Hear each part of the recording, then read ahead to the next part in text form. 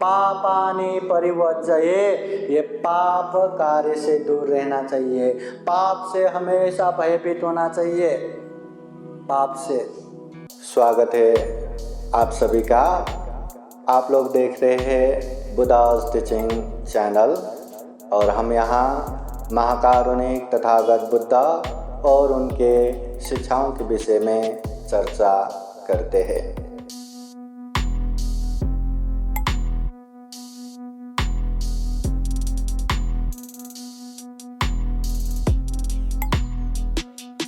समन्ता चक्रवालेषु अत्रा गच्छन्तु देवता सातमं मुनिराजस्य शृण्वन्तु सद्गमोक्षदं धम्मश्रवणकालो अयं वेदान्ता धम्मश्रवणकालो अयं वेदान्ता धम्मश्रवणकालो अयं वेदान्ता। नमो तस्सै भगवतो अरहतो सम्मा सम्बुद्दस्सै। नमो तस्सै भगवतो अरहतो सम्मा सम्बुद्दस्सै। नमो तस्सै भगवतो अरहतो सम्मा सम्बुद्दस्सै। वाणिजो वयं मग्गं अपसतो महत्तनो वेषाञ्जीवितो कामो पापानि परिवर्जये।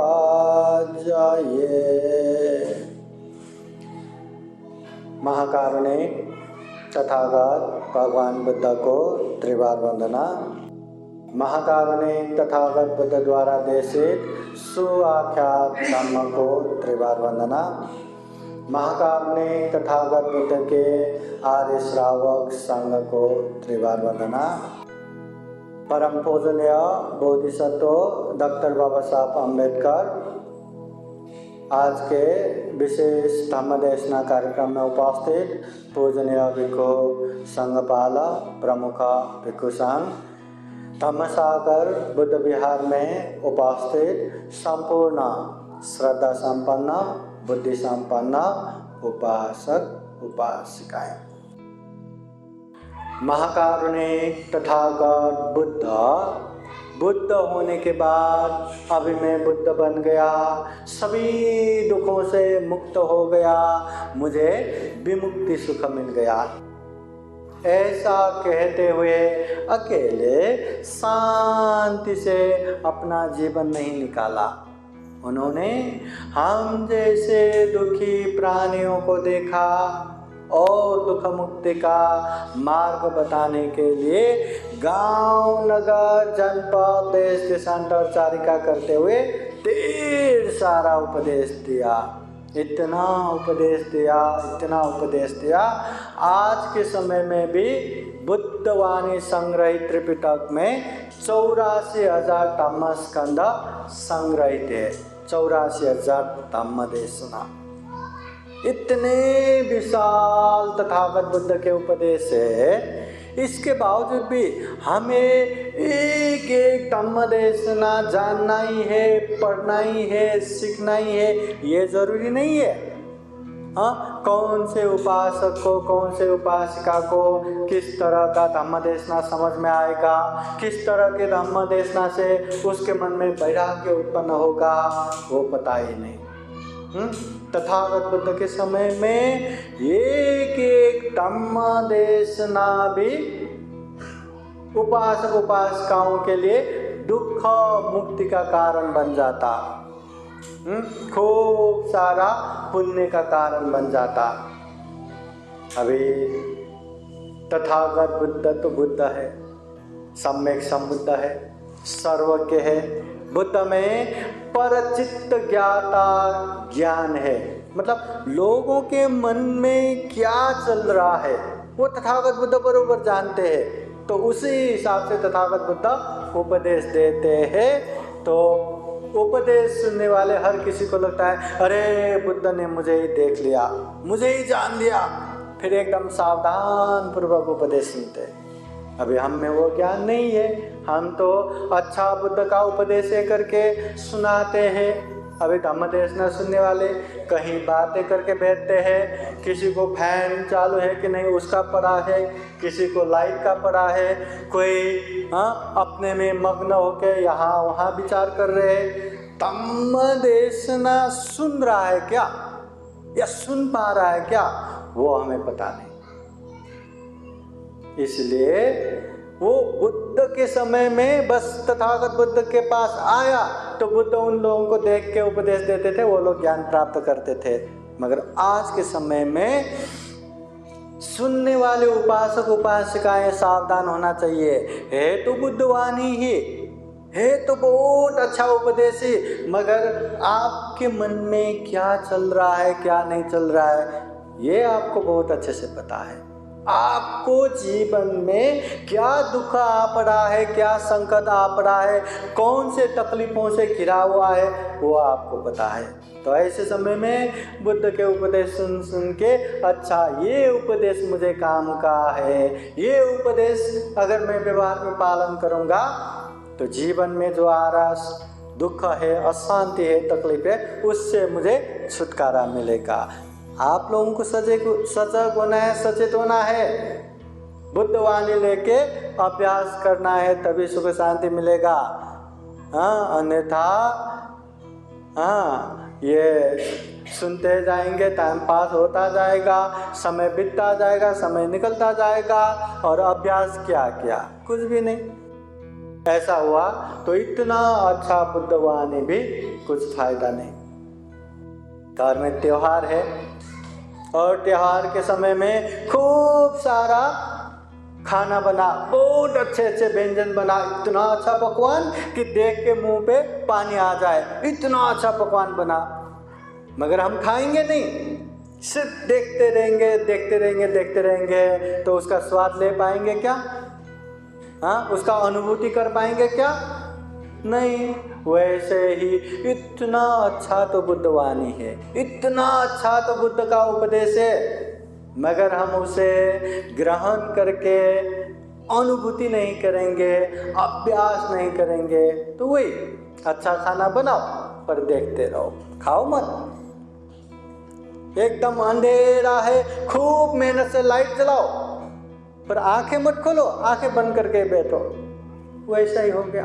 बुद्ध का उपदेश इतने दुर्लभ, जीवन में इतना दुर्लभ तथागत बुद्ध के उपदेश मिला है। बस हमें जानना है, अभ्यास करना है, पालन करना है, कल्याण ही कल्याण है। इसलिए उपासक उपासिकाओं को बहुत सावधान होना है। देने वाले, उपदेश देने वाले पंडित जी तो तथागत बुद्ध के वाणी ही बताते हैं, दूसरा कोई बात नहीं बताते। बुद्ध के मानव हित कल्याणकारी धम्म ही बताते हैं, मगर आपके मन में क्या चल रहा है वो पता नहीं। आपके मन में आलस आ रहा है या आलस आ रहा है क्या, मन में द्वेष आ रहा है क्या, मन में गुस्सा आ रहा है क्या, मन में चिड़चिड़ा आ रहा है क्या, मन यहाँ वहाँ भाग रहा है क्या, पता नहीं। बस हम अच्छा उपदेश आप लोगों को दे रहे, तो ऐसे दे रहे जैसे कि एकदम अच्छा खाना है और हम आप लोगों को आंखें बंद करके खिला रहे हैं। अभी वो खाना आपके गाल पे लगा तो गया, खत्म, वैसे ही चला गया। आपके आंखों पे लगा तो जलन हो जाएगा, आपके कानों पे लगा तो भी काम का नहीं, आपके मुंह पे लगा तो आहा स्वादिष्ट है। जब मुंह पे लगेगा तभी उसका स्वाद आएगा। देने वाले अच्छे उपदेश दे रहे, मगर आप लोगों का मन चंचल है तो ऐसे में उपदेश सुन पाएगा क्या? सुन पाएगा? कितना भी अच्छा उपदेश हो, सुन ही नहीं पाएंगे, सुन नहीं पाएंगे तो ग्रहण नहीं कर पाएंगे, ग्रहण नहीं कर पाएंगे तो पालन भी नहीं कर पाएंगे। और मन में गुस्सा आ रहा है, द्वेष उत्पन्न हो रहा है, चिड़चिड़ा हो रहा है, अरे ये ठीक नहीं, वो ठीक नहीं, वो ऐसा करना था, वो वैसा करना था, ये तो यहाँ रहना चाहिए था, ये वहाँ रहना चाहिए था। अनेक अनेक बातों पे मन में चिड़चिड़ा आ रहा है, गुस्सा आ रहा है। तो ऐसे समय में उपदेश सुन पाएंगे क्या? उपदेश सुन के भी मन में गुस्सा ही भड़कता रहेगा, भड़कता रहेगा। तो वो धम्म देशना का भी कोई लाभ नहीं। इसलिए सुनने वाला सावधान रहा ना, एक एक बुद्ध वाणी व्यर्थ नहीं जाता। जैसे सामने वाले आंखें बंद करके खाना खिला रहे, आप लोग तो आंखें खोल के बैठ सकते हैं ना, जहाँ जहाँ हाथ गया हुआ वहाँ मुंह ले जाके हम खा सकते हैं। एक भी निवाला व्यर्थ में नहीं जाएगा, एक भी बुद्ध वाणी व्यर्थ में नहीं जाएगा। सावधान हमें रहना है। तथागत बुद्ध के समय में कैसे कैसे लोग आते थे। हाँ, ऐसे लोग भी तथागत बुद्ध के समय में आते थे कि धम्म देशना सुनने की जगह पे आते थे, ध्यान से सुनते थे। जब लोग आंखें बंद करके ध्यान से धम्म देशना सुनते थे तो वो लोग आंखें खोल के वो जो जेब है ना, काट काट के पैसा चुरा के ले जाने वाले ऐसे लोग भी आते थे। मगर ऐसे लोगों को भी तथागत बुद्ध ने ऐसे उपदेश दिया कि उसको लगा, अरे ये तो मुझे ही जान लिया, मुझे ही उपदेश दे रहे। बस ध्यान से उपदेश सुना। वो उपदेश सुनते सुनते धर्मचक्षु प्राप्त किया, श्रोतापति फल में प्राप्त हो गया। देखो, एक चोरी करने वाला, वैसे ही वो खुजुतरा उपासिका की हमने कहानी सुने। कहाँ श्यामावती महारानी का 8 स्वर्ण मुद्रा का ये फूल माला हर दिन लेके जाने वाले, उसमें भी 4 स्वर्ण मुद्रा तो अपने पॉकेट में रख के सिर्फ 4 का ही लेके जाती थी। मगर ऐसे खुजुतरा भी जब बुद्ध का उपदेश सुना, अरे बुद्ध ने तो मुझे ही जान लिया, इतना ध्यान से सुना, इतना ध्यान से सुना कि उपदेश सुन सुन के श्रोतापति फल में पहुंच गया, धर्मचक्षु प्राप्त हो गया। फिर उसके बाद उसने ऐसा कोई गलत काम ही नहीं किया, उसका जीवन धन्य हो गया। हाँ, तो कैसे कैसे लोग आते थे, अनेक प्रकार के लोग जब आते थे तथागत बुद्ध के पास, बुद्ध उन लोगों को देख के, उन लोगों की मानसिकता को देखते हुए उस तरह से उपदेश देते थे और सामने वाले बरोबर समझ जाते थे। कोई कोई तो ऐसा एक भिक्षु भी जिसने 3 महीना समय काल में एक गाथा भी याद नहीं कर पाया। एक गाथा बोले तो सब पाप सकरणं कुशल सौपसंपदा सचित परियोदपनं ये तंग बुद्धान शासनं। ये 2 लाइन का जो एक गाथा है ना, इतना भी कंठस्थ नहीं कर पाया, पाठ नहीं कर पाया। इसलिए उसके गुरु ने तुम बंदे बनने लायक नहीं, जाओ, निकाल दिया। तो दुखी होकर निकल के जा रहा था, भगवान बुद्ध मिला। भगवान बुद्ध ने, कहाँ जा रहे हो? ऐसे ऐसे जा रहे हो, ठहरो, रुको। तथागत बुद्ध ने जान लिया तो उसको एक सफेद कपड़ा दे के, बस ये कपड़ा को ऐसा हाथ में लगा के रजो हरन रजो हरन रजो हरन रजो हरन ऐसा बोलते जाओ। ठीक है, बुद्ध ने कहा है तो वो हाथ में लेके रजो हरन रजो हरन रजो हरन। हाँ, रजो हरन मतलब ये मैला हो रहा है, मैला हो रहा है, मैला हो रहा है। कुछ समय बाद वो देखते, ऐसा करते करते बाद में वो सफ़ेद कपड़े को देखते हैं तो अरे सफ़ेद कपड़ा तो क्या हो गया, काला काला हो गया, मैला मैला हो गया। वो देख के, अरे ये कपड़ा काला हो गया, हमारा मन भी तो काला है। हाँ, ये इतना सफ़ेद कपड़ा भी काला हो गया, देखते ही देखते काला हो गया। हमारे मन में भी इसी तरह मैल है, इसी तरह क्लेश है। अगर ये क्लेश खत्म हो जाएगा फिर से हम शुद्ध हो जाएंगे, फिर से पवित्र हो जाएंगे। ऐसा ध्यान करते करते करते करते बुद्धवाणी याद करते करते वही दुख मुक्त हो गया और अंत हो गया, एक बुद्ध के उपदेश से। एक भिक्षु ऐसा भी कि उसके गुरु के पास रह के कितना ध्यान किया, उसको कुछ भी प्राप्त नहीं हुआ, कुछ भी समझ में नहीं आया। कितना जीवन अनित्य है, ये मरण से खत्म हो जाएगा, ये मरणानुस्मृति याद करो, ये अनित्य याद करो, ये हमेशा नहीं रहेगा, सारे चीज़ अशुभ है, हाँ अच्छा नहीं है, ये ऊपर से नीचे तक दुर्गंध से भरा हुआ ये शरीर है। कितना उपदेश दिया, कितना ध्यान करवाया, बिल्कुल समझ में नहीं आ रहा, बिल्कुल लाभ नहीं हो रहा। और बहुत समय बाद उसको भी लगा कि इतना मेहनत करने के बाद भी कोई लाभ नहीं, तो मैं यहाँ रह के क्या करूँ, मैं भंते बन के क्या करूँ। गुरु जी के पास गया और कहते हैं, गुरु जी मैं यहाँ से जाना चाहता हूँ। क्यों? मुझे कुछ भी नहीं आ रहा है, कुछ भी नहीं समझ रहा है, इसलिए जाना चाहता हूँ। तो अभी जाना चाहते तो क्या करेंगे? तो गुरु जी कहते हैं, ठीक है तुम जाना चाहते हो तो जाओ, पर जाने से पहले एक बार बुद्ध से मिल के जाओ। तो वो कहते हैं ठीक है, मैं एक बार बुद्ध से मिलना है तो मिल लूँगा। तो लेके गया उसके गुरु ने तथागत बुद्ध के पास, और तथागत बुद्ध को वर्णना करके वहाँ बैठा। बुद्ध ने क्या हुआ सारे चीज़ जानने के बाद, ठीक है इसको शाम को लेके जाओ करके, यहीं छोड़ के जाओ करके भेज दिया उसके गुरु को। वहाँ रहा। वहाँ रहने के बाद तथागत बुद्ध ने उसको खूब अच्छे से साफ करने लगाया, नहलाया, धुलाया, अच्छे खाना खिलाया, अच्छे से भोजन खिलाया।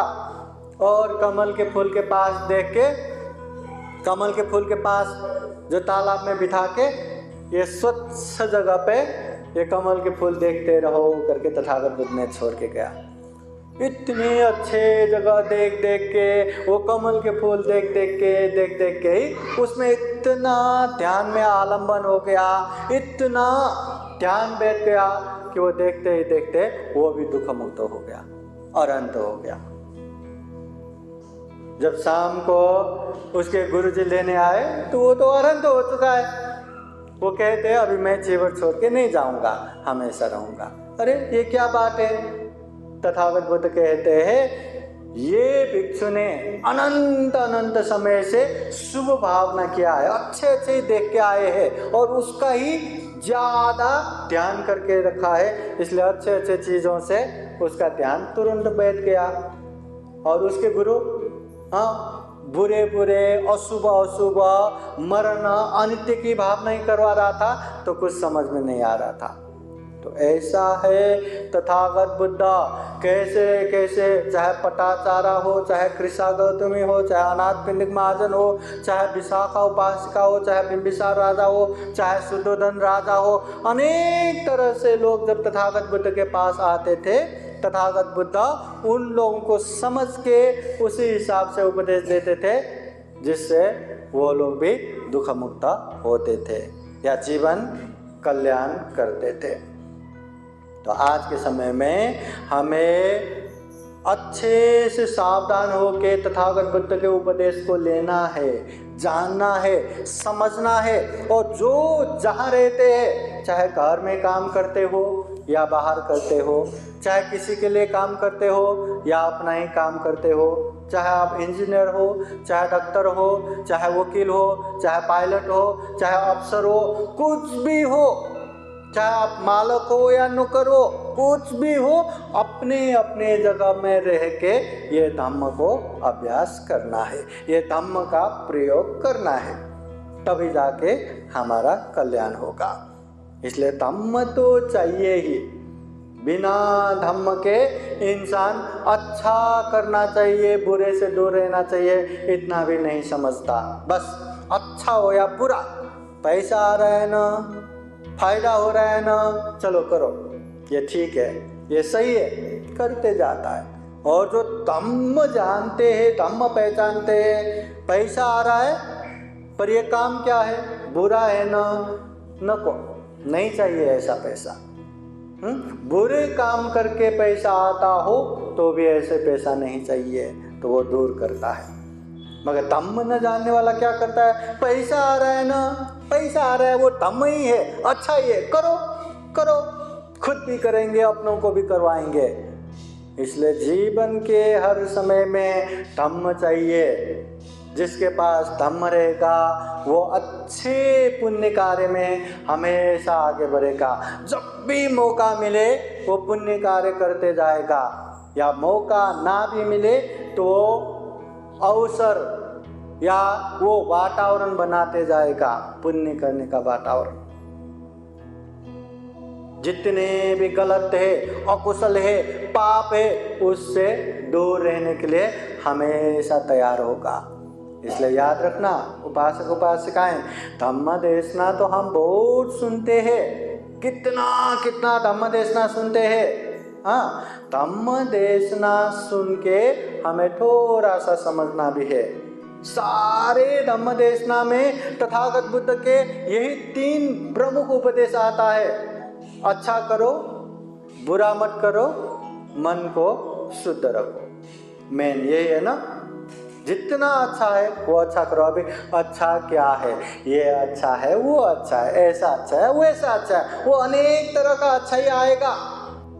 जैसे दान देना अच्छा है, शील पालन करना अच्छा है, ध्यान भावना करना अच्छा है, धम्म देशना सुनना अच्छा है, धम्म चर्चा करना अच्छा है, जो आदरणीय व्यक्ति है उसका सेवा करना अच्छा है, सम्मान करना अच्छा है। हाँ, अनेक तरह का अच्छा ही वहाँ पे आएगा। पर सारांश में जो भी अच्छा है वो करो। दूसरा, जो भी बुरा है उससे दूर रहो। और बुरा क्या है? जो गलत होता है, जो हानि नुकसानी होता है, जो अपना भी हानि नुकसानी, अपनों का भी हानि नुकसानी होता है, ऐसे गलत काम मत करो। जो चीज़ करने से अभी भी दुख होगा, बीच में भी दुख होगा, अंत में भी दुख होगा, ऐसे गलत काम, ऐसे अकुशल पाप मत करो। चाहे शरीर से, चाहे वाणी से, चाहे मन से, ऐसे पाप मत करो। शरीर से हिंसा मत करो, चोरी मत करो, व्यभिचार मत करो। ये वाणी से झूठ मत बोलो, चुगली मत करो, निंदा चर्चा मत करो, गाली गलौज शब्द मत बोलो। मन से लोभ मत रखो, द्वेष मत रखो, मिथ्या दृष्टि मत करो। जो भी गलत है उससे दूर रहना, जो भी अच्छा है उसमें आगे बढ़ना। और तीसरा, अपने मन को परिशुद्ध रखो, क्योंकि ये मन ही प्रमुख है। मन में अच्छा रहा तो मुंह से भी अच्छा ही निकलेगा, शरीर से भी अच्छा ही करेगा। अगर मन में अच्छा नहीं रहा, कर करके कितना एक्टिंग करेंगे, कितना ड्रामा करेंगे कि मैं अच्छा हूं, मैं अच्छा हूं, मैं अच्छा बोलता हूं, निकलेगा ही ना, मुंह से भी निकलेगा, शरीर से भी निकलेगा। इसलिए मन शुद्ध होना चाहिए। मन शुद्ध रहा तो जो भी वो काम करेंगे पुण्य ही करेंगे, जो भी वो मुंह से बोलेंगे अच्छा ही बोलेंगे। मन अशुद्ध रहा तो जो भी बोलेंगे पाप ही बोलेंगे, जो भी करेंगे पाप ही करेंगे। और जो व्यक्ति पाप करेगा उसका दुष्परिणाम उसको भुगतना ही पड़ेगा। इसलिए हमेशा याद रखना चाहिए, कोई भी गलत हो, कोई भी अकुशल हो, कोई भी पाप हो, ये चीज नहीं करना, वो मार्ग पे नहीं जाना। वो मार्ग पे गए, आज नहीं तो कल पछताना ही पड़ेगा। बहुत सारे लोग पाप करते समय, जैसे कि वो शहद खा रहे, एकदम स्वादिष्ट चीनी ले रहे, जैसा स्वादिष्ट लगता है उसको पाप करते करते भी, मगर जब वो पाप का विपाक आना शुरू हो जाएगा तब वो आंखों से आंसू गिरा के तरफ तरफ के दुखी होके बैठते हैं। इसलिए ऐसा गलत काम मत करो। तथागत बुद्ध कहते हैं, जिस तरह एक व्यापार करने वाला व्यापारी कहीं दूर जा रहे और रास्ते में कोई विघ्न आए या कोई चोर लुटेरा वहाँ बैठा हो तो ऐसे मार्ग को छोड़ना चाहिए, न कि हीरो बन के वहीं जाएंगे तो क्या होगा, लूट लेगा, मार देगा। तो ऐसे रास्ते छोड़ना चाहिए। जिस तरह कोई जीना चाहते हैं, जीने की इच्छा रखने वाला व्यक्ति जहर नहीं लेना चाहिए, जहर से दूर रहना चाहिए। उसी तरह जो जीवन में सुख शांति चाहिए, उसको अच्छे से अच्छे पुण्य करना चाहिए, धम्म करना चाहिए, पाप से दूर होना चाहिए। इसलिए महाकारुणिक तथागत बुद्ध श्रावस्ती के जेतवन बुद्ध विहार में रहते समय ये पाली गाथा द्वारा इस तरह उपदेश देते हैं तथागत बुद्ध। वाणी जो वो भयं मग्गं अपसत्तो महतनो विसंजीवितु कामो वो पापानि परिवर्जये। वाणी जो वो भयं मग्गं, भय युक्त जो मार्ग रहता है, जिस रास्ते में अनेक अनेक व्यवधान विघ्न रहता है, एक व्यापारी ऐसे रास्ते को ही छोड़ देता है।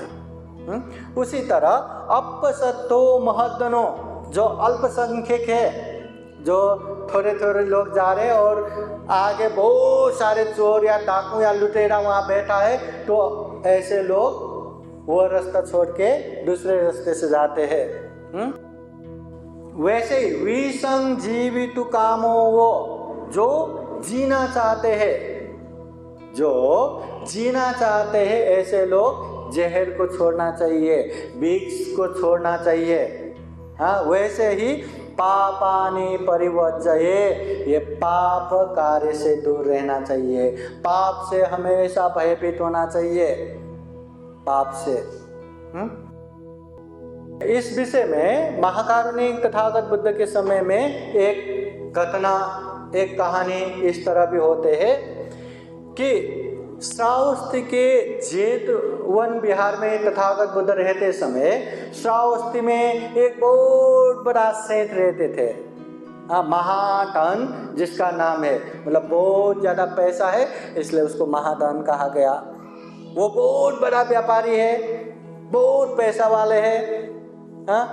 तो उसका काम था कि अनेक अनेक सामान एक जगह से दूसरे जगह पे, एक शहर एक गांव से दूसरे गांव दूसरे शहर में ले जाके वो सामान बेचना, नया खरीद के लाना, ऐसा व्यापार करना, बहुत पैसा।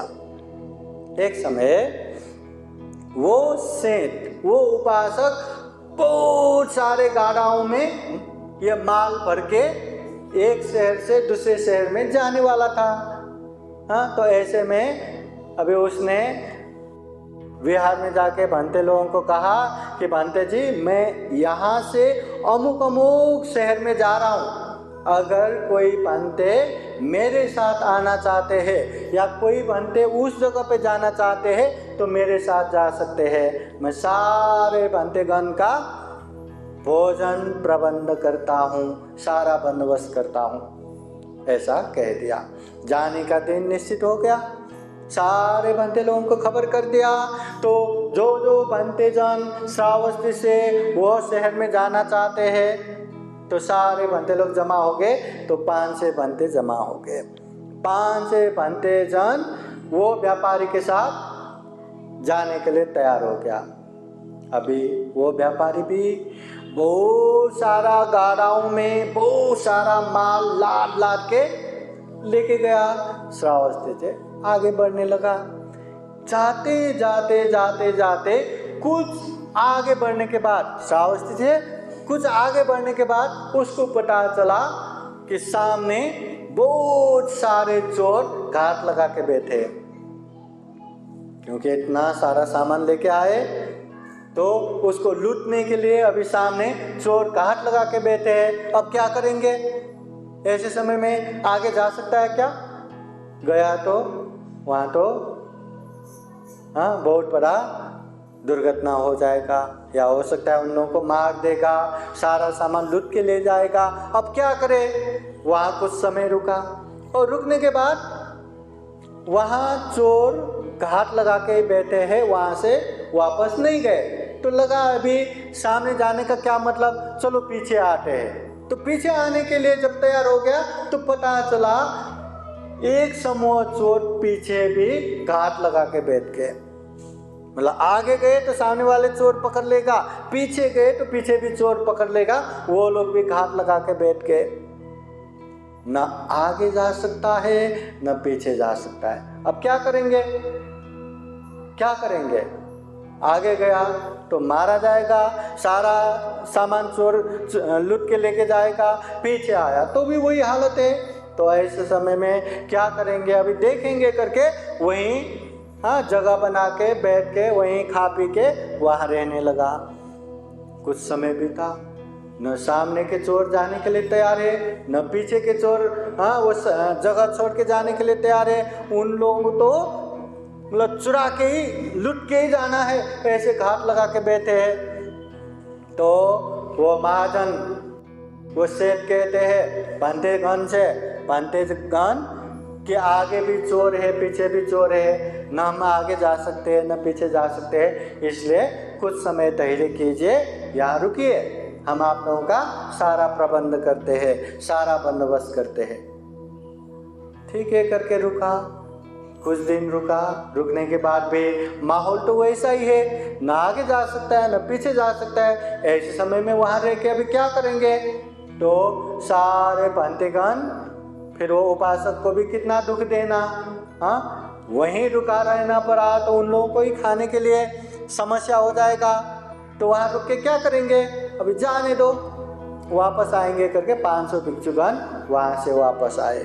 वापस आके तथागत बुद्ध को वंदना करके बैठते हैं। फिर क्या हुआ कैसा हुआ, तो तथागत बुद्ध को सारी बातें बताते हैं। उस समय तथागत बुद्ध कहते हैं, जिस तरह एक बुद्धिमान व्यापारी सामने इस तरह का संकट रहा तो वो रास्ता छोड़ देता है, ऐसे रास्ते में नहीं जाता। अगर ऐसे रास्ते में गया तो खुद तो मारा जाएगा ही, अपने साथ में रहे सारे के सारे लोगों का भी जान जाएगा,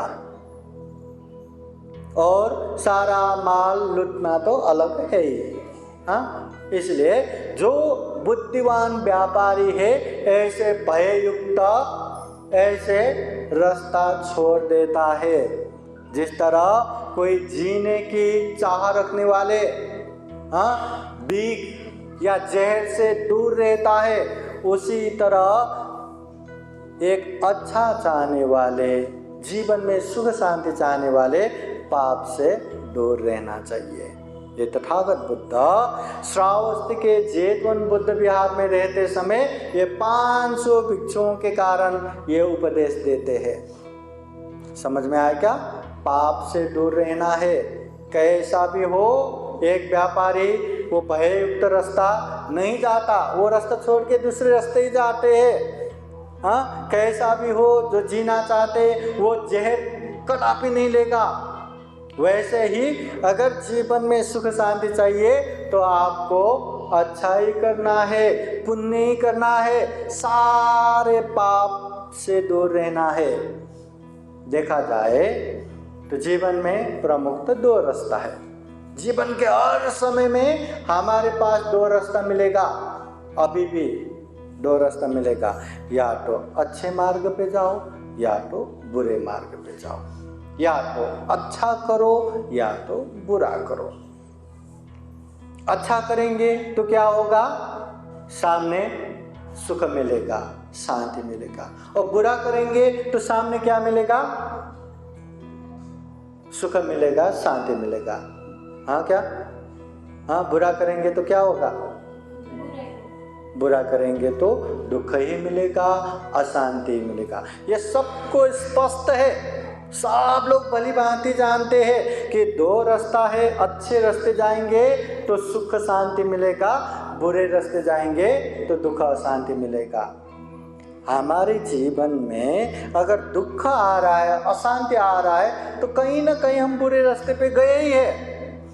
अगर जीवन में सुख आ रहा है, शांति आ रहा है, तो हम सुख के मार्ग पे चल रहे हैं। इसलिए 2 रास्ता है। अगर जीवन में हमें अच्छा चाहिए तो अच्छे मार्ग पे जाना है। ऐसा करा भी संभव नहीं कि हम अभी कुछ भी करें, गलत भी करें, अकुशल भी करें, पाप भी करें, और हम ये चाहेंगे कि हमें सुख ही मिले, हमें शांति मिले, हमें आनंद ही मिले। मिलेगा क्या? हाँ मिलेगा? अरे कर रहे पाप, कर रहे अकुशल, कर रहे दुख अशांति का काम, और हम चाह रहे कि जीवन में हमें सुख आए, शांति आए।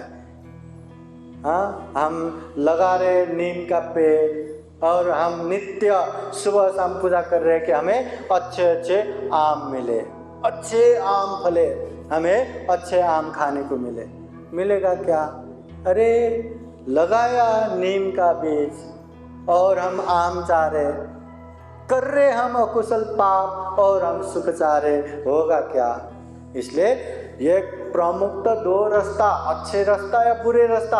अच्छे रास्ते में हमेशा अच्छा होगा, चलना थोड़ा मुश्किल होगा। मुश्किल इसलिए भी है क्योंकि हमने बचपन से लेके ऐसे अच्छे जगह पे गए ही नहीं ना, अच्छा किया ही नहीं ना, इसलिए जो चीज़ हमें करने की आदत नहीं वो थोड़ा मुश्किल हो जाता है। पर श्रद्धा होना चाहिए, विश्वास होना चाहिए। अच्छा करेंगे तो जीवन में सुख मिलेगा, शांति मिलेगा। बस करते जाना है, करते जाना है, करते जाना है। जब तक आदत न बने करते जाना है, करते जाना है। चाहे दान देना हो, चाहे शील पालन करना हो, चाहे ध्यान भावना करना हो। और जो गलत है, अकुशल है, पाप है, वो रास्ते पे जाना आसान है क्योंकि बचपन से वहीं ज़्यादा चित्त गया है, वैसे जगह पे ही हम भागते रहते, जाना आसान होगा। और वो रास्ते पे भीड़ भी बहुत मिलेंगे, बहुत सारे लोग भी मिलेंगे, मगर याद रखना गलत है, अकुशल है, पाप है तो जीवन में दुख ही लाएगा, अशांति लाएगा। तो वो रास्ते पे हमें चलना ही नहीं। ऐसा विश्वास, ऐसा श्रद्धा, ऐसा प्रज्ञा हम में होना चाहिए, तब हम हमेशा गलत गलत है, अच्छा अच्छा है, अच्छा करेंगे तो अच्छा ही आएगा, गलत करेंगे तो गलत ही आएगा। ये बात ध्यान में रखते हुए हम अच्छे मार्ग पे जा पाएंगे। हमेशा याद रखना दो मार्ग। बिहार में आते समय भी या तो आप पुण्य करेंगे या तो आप पाप करेंगे। घर में जाकर भी या तो आप पुण्य करेंगे या तो आप पाप करेंगे। सुबह से शाम तक, हाँ शाम से सुबह तक, या तो आप अच्छा करेंगे या तो आप बुरा करेंगे। शरीर से, वाणी से, मन से हमेशा याद रखना, अच्छा करेंगे तो अच्छा ही आएगा, बुरा करेंगे तो बुरा ही आएगा। कोई बुरा करे और उसको अच्छा मिले ऐसा वरदान दे, ऐसा कोई नहीं है। और जो अच्छा करे उसको बुरा हो, कोई श्राप दे, ये भी संभव नहीं है। इसलिए अत्ताई अत्तनो नाथ हो, कोई नाथ हो परोसिया, हम खुद के मालक खुद ही है, कोई हमारे मालक नहीं है। तो ये बात को जान के हम भी जीवन में खूब सारा पुण्य कर सके, खूब सारा धर्म कर सके, जीवन में ढेर सारा कुशल कर्म करते करते ये दुर्लभ, यह अमूल्य, ये सर्वश्रेष्ठ मनुष्य जीवन भी सफल बना सके, सार्थक बना सके।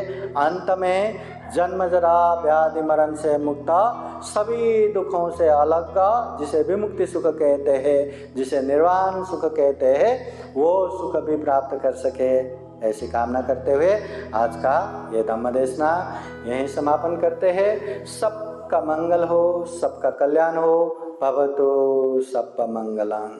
साधु साधु साधु।